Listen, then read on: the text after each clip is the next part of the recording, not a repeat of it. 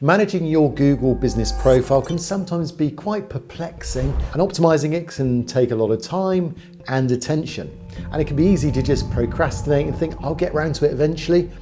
You know what? I regret not doing it years ago when I first started optimizing my Google business profile, because I realized, as I've now optimized hundreds of other clients, that very quickly you can gain traction and get ranking and more customers. So as a beginner, sometimes you don't realize the importance of optimizing it correctly right from the start. So I'm going to look at 3 simple tasks that you wish that you knew about and you can do straight away, and they're really easy to follow. So let's jump straight into number 1. And this is where you go right back to the beginning when you first registered your business. And that's the issue, when you first registered your business. And that's the number 1 thing. Not everyone's claimed their business. You might have your business on Google Maps, but have you actually claimed it? This is the first mistake people make. And yet there's a really simple way in which you can check within about 3 seconds whether you've claimed your business. And I'm going to show you that in a moment. If you haven't claimed it, people can potentially add photos, they can put information about your hours, they could even put bad reviews about your business, and you may not even realize that's been going on. And this is a bigger problem than it sounds, because Bright Local did a study where they recognized that 74% of American businesses have yet to claim their business on Google. Now there's a few other stats as well, which I'll reveal here. But as you can see, what these stats reveal is that Google business profiles are an essential part of your marketing. It's a free registration. Look at the traffic you could be missing out on. So this still, even now, will give you a head start over your competition if you register it and you make sure you've claimed it correctly. And think of it in terms of, if you did a beautiful painting and then you didn't sign it afterwards, no one would know that it was credited to you. So in a similar way, when you've got a business and you've put together perhaps a business that people are proud of, they want to give good reviews for, why would you not then make a claim to it, put your name on it? And of course, once you've claimed it, you can add your own photos, you can add the correct times, you can reply and respond to great reviews, and you can then build your authority in Google. And what about that 3-second trick I mentioned? Well, it's really simple. Just go to Google Maps, and there when you're on Google Maps, just do a right click. So you need to perhaps be on a laptop to do this. Right click and add your business on Google Maps. And as soon as you do that, it'll then bring you to this page. And then you can just check to see if you've claimed it or not. So if I type in Zanet Design, I've claimed it, my business comes up. If I put in, say, Dorsal Orthodontics, it's owned by someone else, and so then I can't claim it. Someone else has claimed it. So the fact is if you can claim your business, then you need to do so here. If your business comes up and it's got an email address attached to it, it should be your email address. Now later on in the video, I'm going to reveal a setting that's so important that it can make or break your business and its ranking locally. So more on that later. But the second tip is a bit like this book. Now this book here has got an author on, Daniel Levitin. It looks intriguing, it's an interesting cover. And this book in itself would be perhaps a good read for some people. Others may pass it by. It's a bit like your profile. People can make a decision based on just the outside cover. And then assuming that the information inside is interesting, then you can look into it and you'd read it. But what happens if you open up the book and you discover that there's nothing in it, or it's only half finished, or half the chapters aren't there? It's incomplete. What would that then do to people that have bought your book or are reading it? They'd be frustrated. And that's really number 2.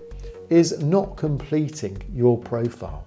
People expect your profile to be complete. They expect that if you're a shop and you offer certain foods, that the menu will be up to date. And this is one of the most important factors, is Google search wants to put forward businesses that have been recently updated. So if you don't keep your business up to date, Google will start to slip you down in the ranking. So make sure that you fill out the required information, including your business name, your address, your phone number, your website, the hours of operation, and so on. And there's a really nice little tip here, is how you can get clearer on what you need to do. Because if you log in, so if you type in my business or you type in your business name to Google, you'll notice then it comes up and you'll get these circles. And these circles imply whether you've got a bit more information to add. So you're looking for a complete round green circle. If you've got that, then you know you've then completed your book, as it were. You can now do your book signing.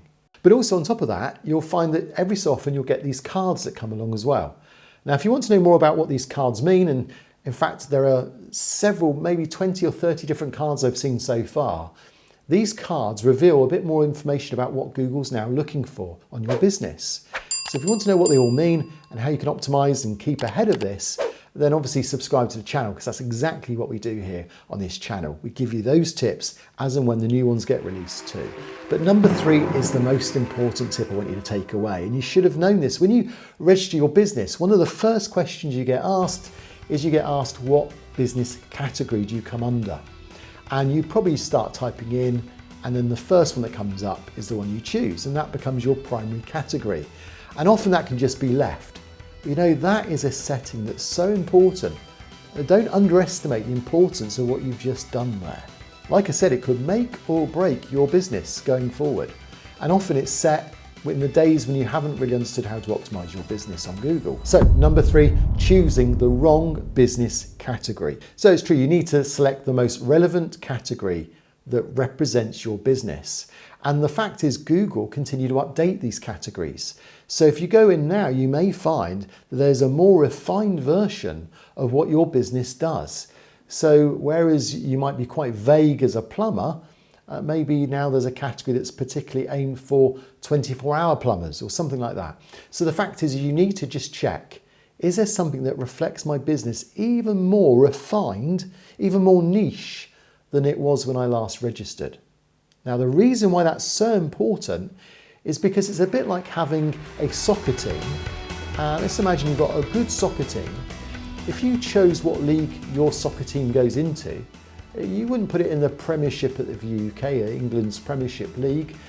You might choose to perhaps put it in a lower league. If you put it in a non-league side, a non-league competition, you may come top of the league. If you want success, if you want to rank well in Google, you need to make sure that you're going into a playing field that has fair competition. If you take the default category, you'll be in the same category with all the other ones as well that registered at the same time, and you'll be competing against a lot of other businesses.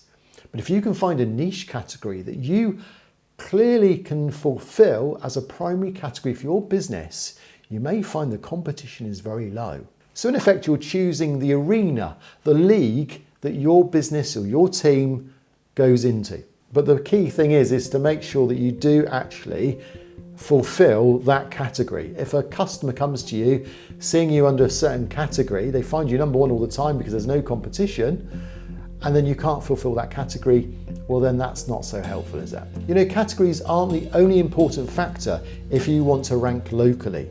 Now, if you speak to some experts, they would suggest there's quite a few other things you also need to do. So if you're looking at growing and getting your business to rank and get it to number 1 so it gets found quickly, then you need to look at this video next, where we speak to some experts to see what is it that they do to rank locally. I'll see you on that video.